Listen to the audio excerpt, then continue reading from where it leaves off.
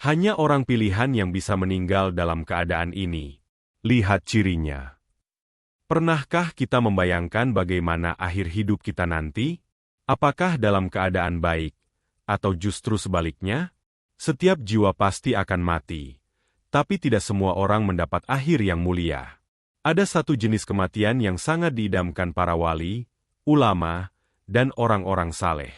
Tapi hanya orang pilihan yang bisa meninggal dalam keadaan ini. Apa ciri-cirinya? Siapa saja yang beruntung meraih kematian yang penuh kemuliaan ini? Assalamualaikum warahmatullahi wabarakatuh.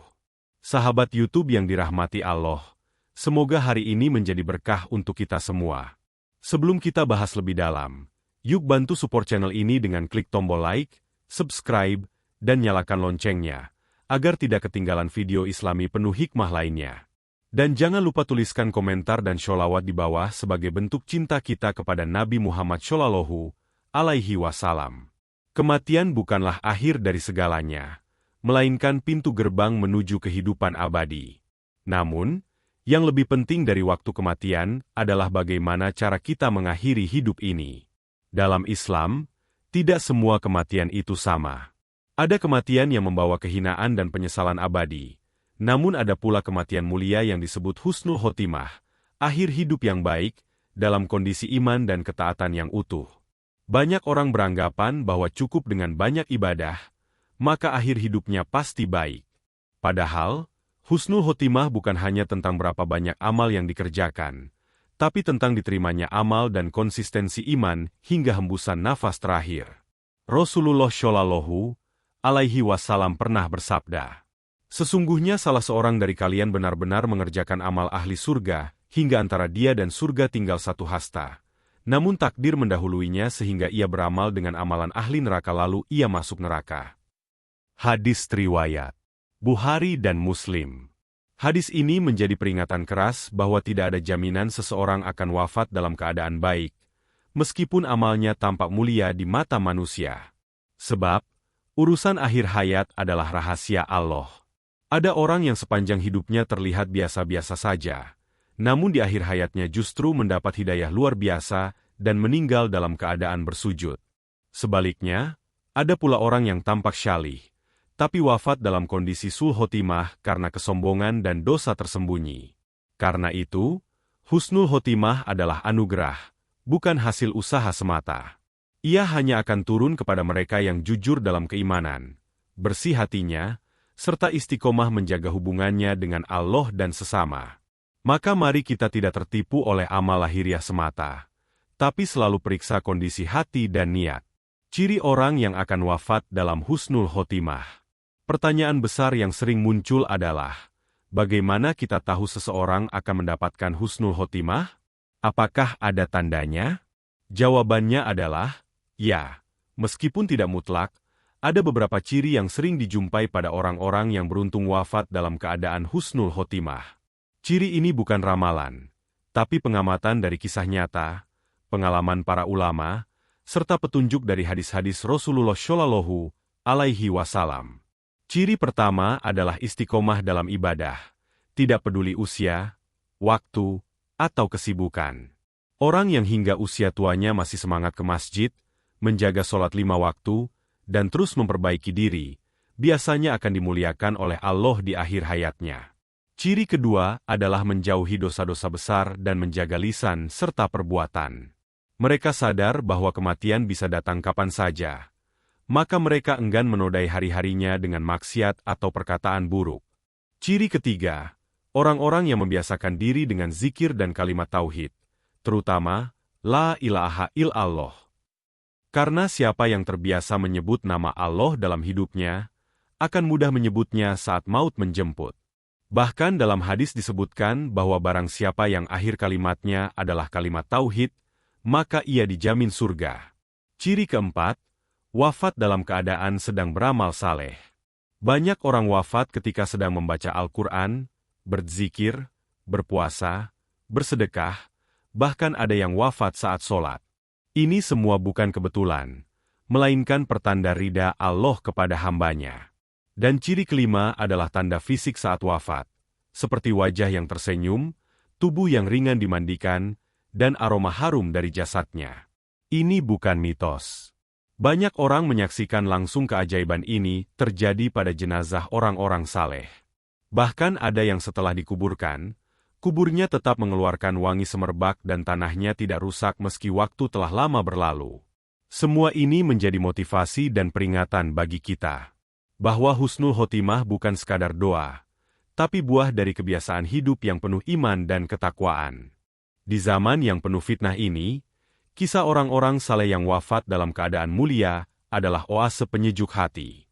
Bukan sekadar cerita motivasi, tapi bukti nyata bahwa Allah masih memberikan karunia husnul khotimah kepada hamba-hamba pilihannya. Salah satu kisah yang sering disebut oleh para santri dan jamaah adalah wafatnya seorang ulama kampung yang sederhana namun sangat disegani. Ulama ini bukan tokoh terkenal, namanya pun tak viral. Ia tinggal di desa kecil, mengajar mengaji anak-anak, dan tak pernah meminta bayaran.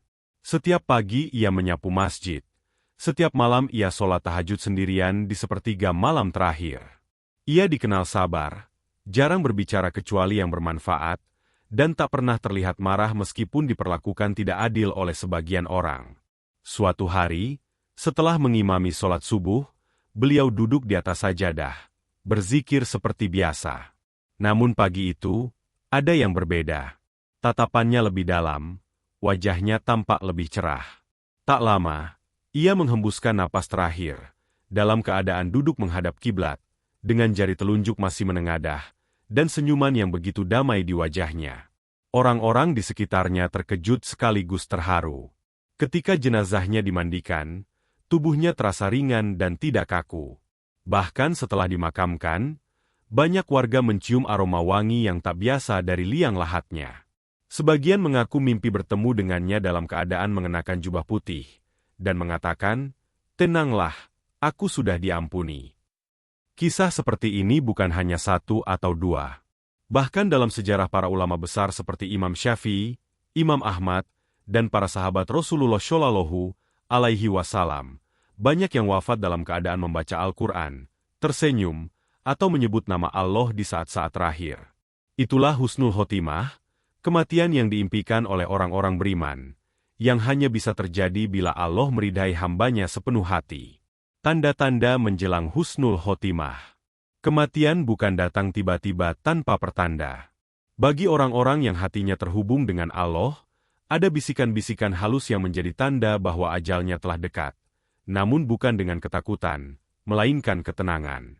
Para ulama menyebut tanda-tanda menjelang husnul khotimah ini sebagai busyra, atau kabar gembira dari langit yang tak semua orang mampu memahami. Salah satu tanda pertama adalah ketenangan luar biasa menjelang wafat. Orang yang akan meninggal dalam keadaan husnul khotimah biasanya tidak gelisah atau panik. Justru ia terlihat damai, bahkan seperti orang yang akan menghadiri perjamuan besar. Ada yang menyempatkan diri meminta maaf, berzikir tanpa henti, atau mengucapkan kata-kata seperti, "Aku melihat cahaya," atau "Aku rindu bertemu Robku." Tanda lain adalah kemudahan mengucap syahadat. Tak semua orang bisa menyebut, "La ilaha illallah," saat ajal datang. Tapi bagi mereka yang sepanjang hidupnya dekat dengan zikir, lisan itu seperti otomatis mengucap nama Allah di akhir hayat. Bahkan dalam banyak kisah, orang-orang seperti ini menghembuskan napas terakhirnya tepat setelah menyebut kalimat tauhid. Ada pula tanda fisik seperti wajah cerah, tubuh tidak kaku, aroma harum, atau senyuman tipis yang terukir meski nyawa telah pergi. Dalam dunia medis mungkin sulit dijelaskan, tapi dalam spiritualitas Islam, itu adalah tanda bahwa roh keluar dalam keadaan ridha dan diridhai. Tanda lainnya adalah wafat dalam kondisi beramal saleh, saat sujud dalam sholat, saat puasa, atau ketika membantu orang lain. Kematian seperti ini bukan sekadar takdir, tapi bentuk cinta Allah yang begitu lembut, seolah berkata, "Cukup sudah perjuanganmu di dunia. Mari kembali kepadaku dalam keadaan engkau paling mulia." Sebaliknya, orang yang hatinya jauh dari Allah cenderung mengalami kematian yang berat. Sulit mengucap syahadat, wajahnya pucat atau membiru, dan seringkali tubuhnya kaku atau sulit dimandikan. Maka mari kita berdoa, "Ya Allah, matikan kami dalam husnul khotimah, dan jauhkan kami dari su'ul khotimah. Sahabat yang dirahmati Allah, kematian adalah akhir kehidupan dunia, tapi awal perjalanan abadi kita di akhirat. Maka berdoalah setiap hari, "Ya Allah, matikanlah aku dalam keadaan husnul khotimah." Ingatlah, bukan seberapa panjang hidupmu, tapi bagaimana engkau mengakhirinya. Semoga kita semua diberi taufik untuk hidup dalam keimanan, wafat dalam Islam, dan dibangkitkan bersama orang-orang saleh. Amin ya Rabbal Alamin. Terima kasih sudah menyimak sampai akhir.